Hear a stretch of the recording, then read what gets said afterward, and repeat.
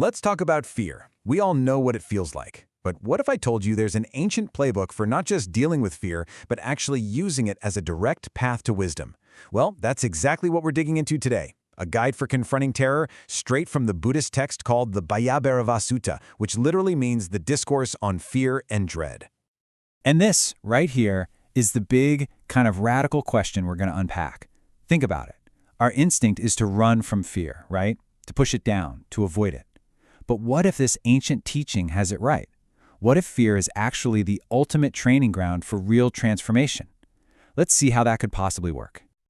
So, where does this journey even begin?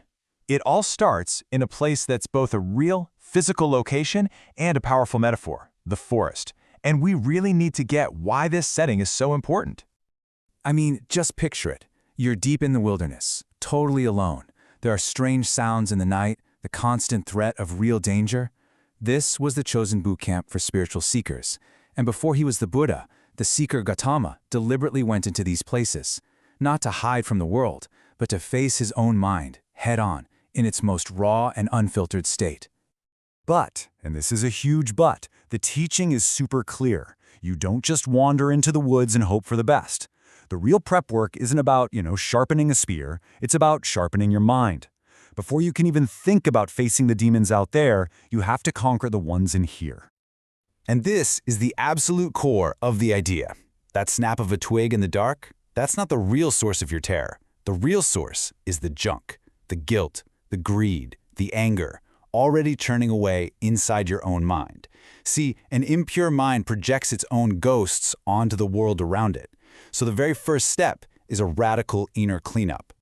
To build this solid foundation, the text gives us this incredible checklist for the mind, laying out 16 specific unwholesome qualities that need to be purified. Now don't worry, we're not going to go through all 16, but they fall into a few key categories that are just incredibly insightful. It all starts with the basics. You have to ask yourself, are my actions, my words, even the way I make a living, are they causing harm? Because if they are, you're creating the very anxiety and inner conflict that fear loves to feed on. The first pillar is just building a life of integrity. It's pretty hard to be at peace in a scary forest if you've left a trail of chaos in your wake. And this is where it gets really brilliant. It's not just about stopping the bad stuff. It's about actively growing the good stuff in its place. It's like mental alchemy. You systematically replace that tight fist of greed and wanting with the open hand of loving kindness. You transform the burning fire of anger into the cool relief of compassion. On top of that, you have to clear the fog out of your mind. These 5 hindrances are like static on the radio. You've got to shake off that sleepy, dull, can't-be-bothered feeling and get alert. You have to soothe that restless, anxious monkey mind that's always jumping from one worry to the next, and you replace that crippling doubt with a solid confidence in what you're doing. Only with a clear mind can you actually see things as they really are. So the mind is purified, that inner shield is forged, the seeker is finally ready. And now comes the most dramatic, the most intense part of the whole training, the direct, head-on confrontation with fear itself. This is just such a powerful, wild concept.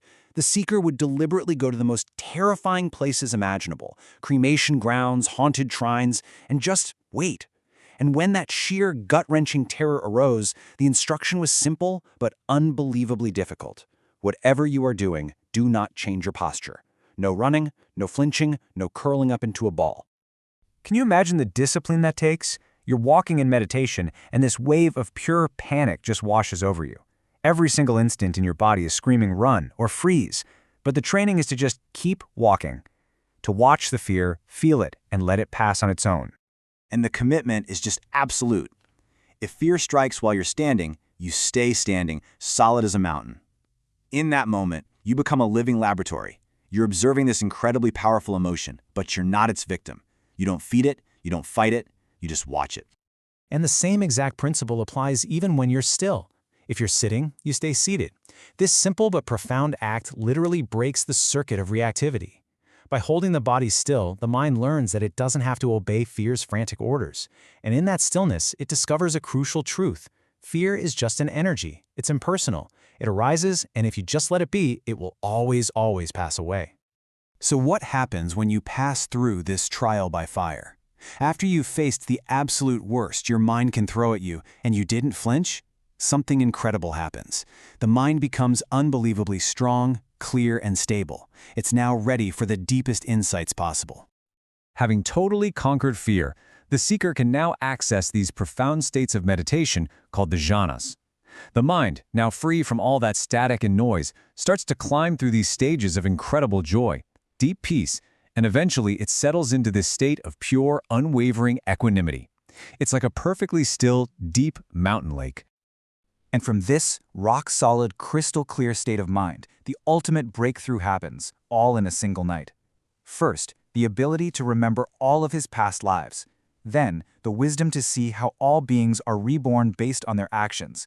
And finally, in those last hours before dawn, the ultimate knowledge, the complete uprooting of every single mental impurity and the full understanding of suffering and how to end it. This is the declaration of total liberation. It's the ultimate mission accomplished. It means the complete transcendence of not just fear, but of the entire cycle of suffering itself.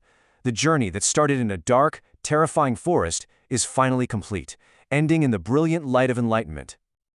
Okay, so that's an incredible story from 2,500 years ago. But what does it mean for us, right here, right now?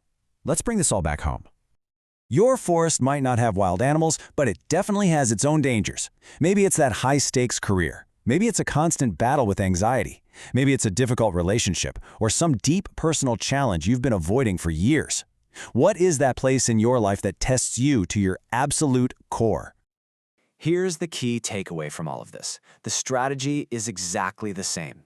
The path through your personal forest always begins with inner work, with cleaning up your actions, your words, and your mind. And it absolutely requires the courage to just stop, running from what scares you. And so this ancient text leaves us with this powerful, practical, and maybe even a little intimidating instruction. Whatever your personal forest is, whatever your fear is, the first step is to stop running. Metaphorically, you fix your posture, you plant your feet, you turn to face it, and you observe it with a steady, committed mind. That, right there, is the first step on the path from fear to freedom.